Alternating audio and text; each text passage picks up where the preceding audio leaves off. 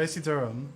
My name is Pundit Sharma, and becoming a Pundit is something that, it's really a lifestyle. It starts from a very young age with learning the language and culture and scriptures, but also it's something that is passed through a lineage of Pundits coming through generations.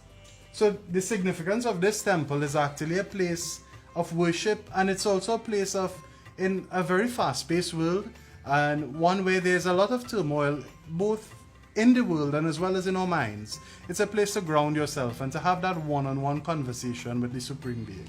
The origination of Diwali comes from multiple schools of thought. The underpinning thought, though, is the triumph of good over evil, light over darkness. But if we were to look into our scriptures and look for a story or a legend around Diwali, a very common one would be if we go into the Sri Ramcharitmanas or Ramayana. That scripture actually tells us about the return of Prince Ram and his wife to the city of Ayodhya.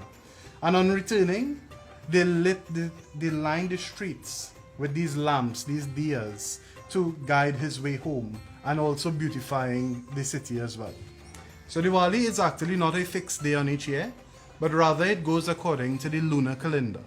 And it's celebrated on the 15th day of the dark fortnight of the lunar month of Kartik, which normally occurs in October, November, around then.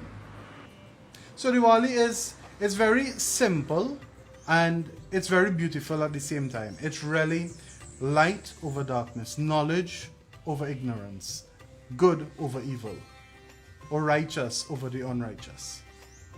So the preparation for Diwali is actually quite extensive. It starts sometimes months in advance, starting with the cleaning of the home, the cleaning of your mind as well and your body. And this is done through fasting from different types of food at various levels itself, and really encouraging positive thinking, positive relationships, positive interactions with not just members in your home, but members of your community as well. So the period of Diwali, actually, whilst we typically are familiar with one day of celebration, it actually lasts for 5 days. And the day on which we typically celebrate, most persons are familiar with, is day number 3. So this temple is actually used every day.